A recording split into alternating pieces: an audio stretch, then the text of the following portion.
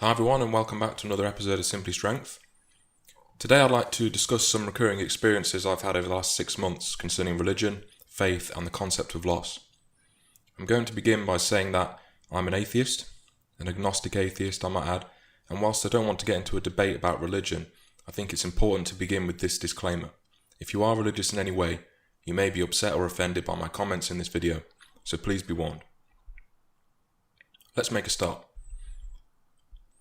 I was brought up as a Catholic, predominantly through my mother, as my dad never really forced the issue, and as far as I'm aware, he never subscribed to any particular faith. My mother's side of the family are mostly all Catholic to varying degrees, attending church and all the rest of it. As a young boy, I went to a Catholic primary school, where we had to pray in lessons and assemblies, attend mass and endure hymn practice every Monday. Even at that tender age, I was aware that something was awry. Something was terribly out of place and wrong. Although I went to a Catholic high school, the indoctrination was a bit less intense and more tenuous, but still there were weird aspects. Instead of going to the school that was within walking distance of where we lived, we had to get a bus across town to the Catholic school, a 45-minute journey, and that was the school that our primary school fed into. The only saving grace of this experience was the 2 or 3 teachers that I liked and respected, and the 3 or 4 close friends that I still have to this day. As I sit here in 2015, at the age of 27 and some 15 years or so after rejecting faith and embracing Scepticism and an empirical philosophy, I can still remember the hymns word for word. The worst part of this is the ones I hated most are at the forefront of my mind and the easiest to recall. Indoctrination is the only word to describe this. I saw through my own education and pursuit of knowledge and enlightenment that there are many things wrong with the world and many contradictions associated with organised religion. My questioning of religion began very long ago, and I always found the excuses or justification to be subpar at best, and at worst, insulting to my intelligence.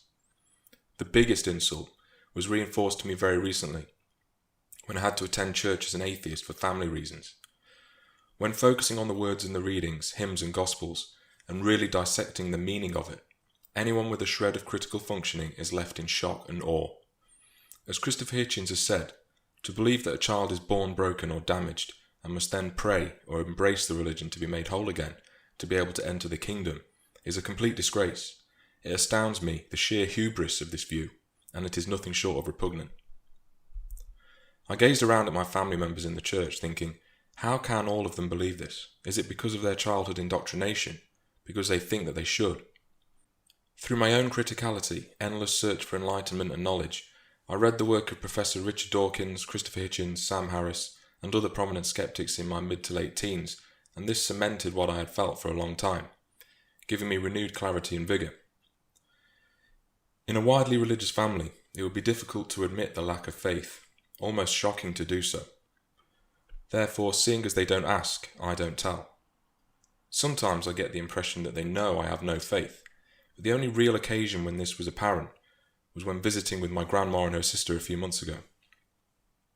They must have known I never attend church anymore, and haven't since I was very young, but I've never told them that I've renounced all faith.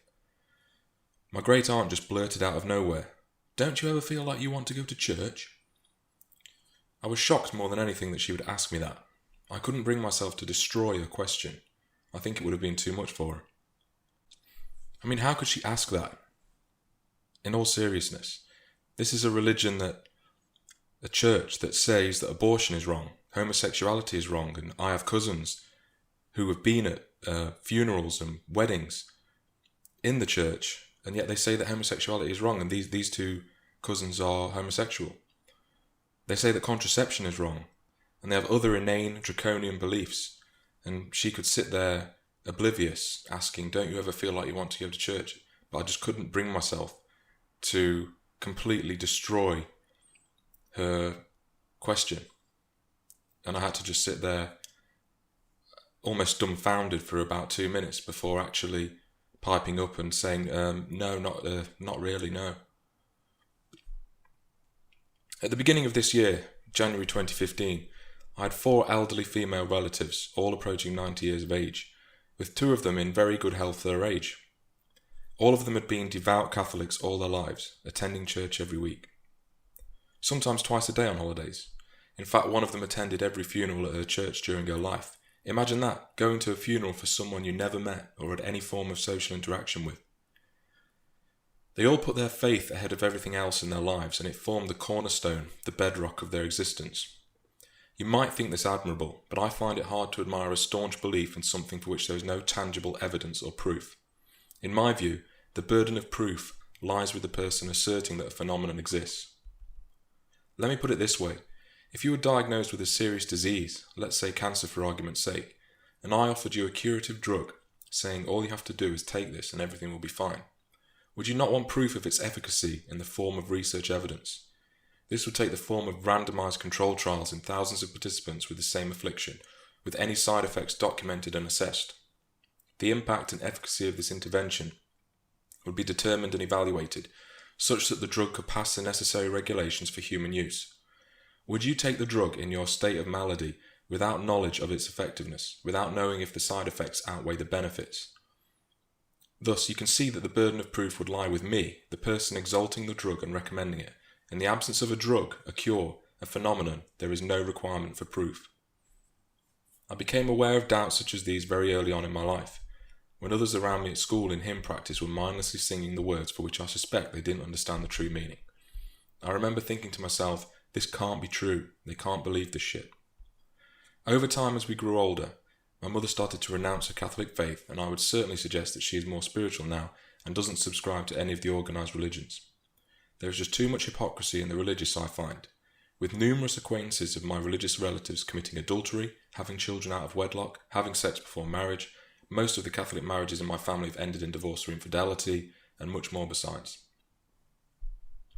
I've always found myself to be more amazed and humbled by the phenomena we encounter in science, the majesty of the natural world, physics, chemistry, biology, and so on.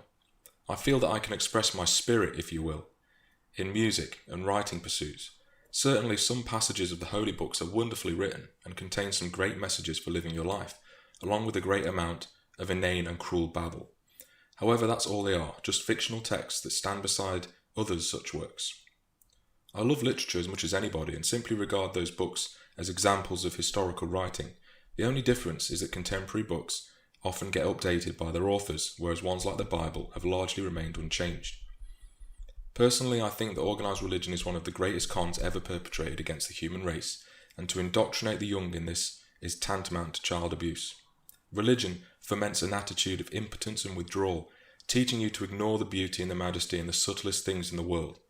Instead of saying that God controls the tide, I find it uniquely more exciting to learn about the gravitational forces responsible. This is the closest thing to spirituality that I can get to, an appreciation of the world for its innate beauty, splendour and complexity.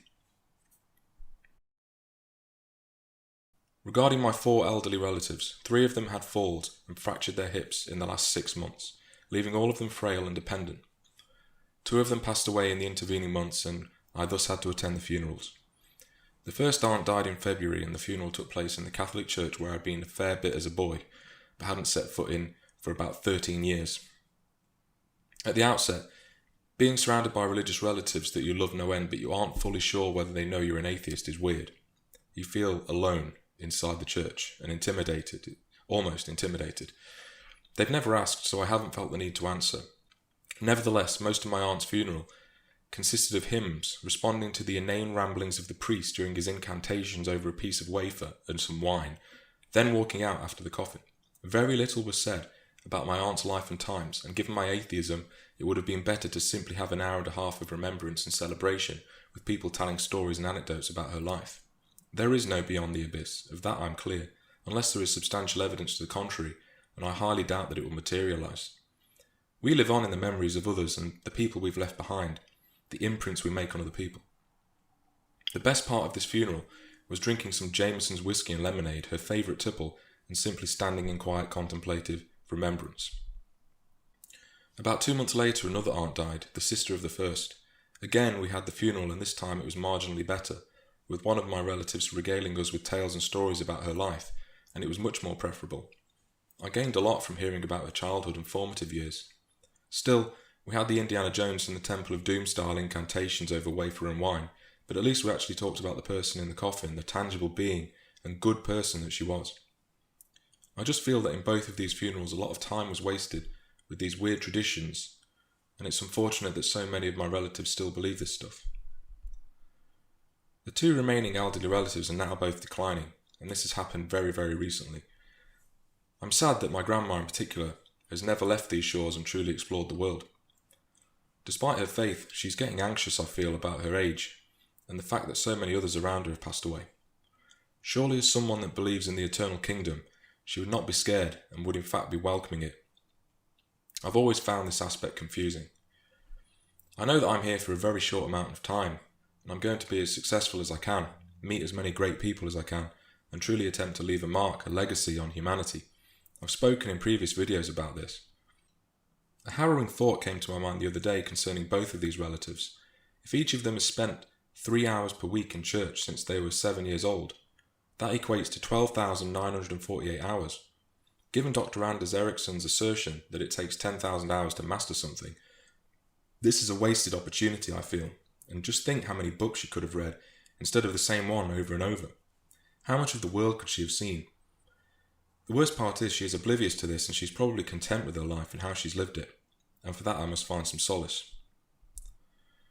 I think when the others pass away, the greatest tribute I can pay as an atheist is to be thankful for the time I spent with them, the cups of tea we had together whilst catching up, acutely aware of the insanely improbable chance of me even being here on this planet, even existing at all. I don't long for them to exist in a perpetual totalitarian kingdom. I want to feel sorry that they're gone, sorry I won't see them again because of the impact they made on my life. This is true of anyone that makes a positive contribution to my life, and I would hope that they feel the same. To sum up, it can be very difficult living in a religious extended family, particularly when attending weddings and funerals. I'd love to hear some of your own experiences with organised religion and faith, as well as your strategies for dealing with family bereavement after renouncing religion and embracing scepticism. At my funeral, I want 12 songs of my choice played, in between people telling stories about me, and then my ashes scattered at a place I haven't chosen yet, because I've still got too much of the world to see. I hope you enjoyed this video, and until next time, take care.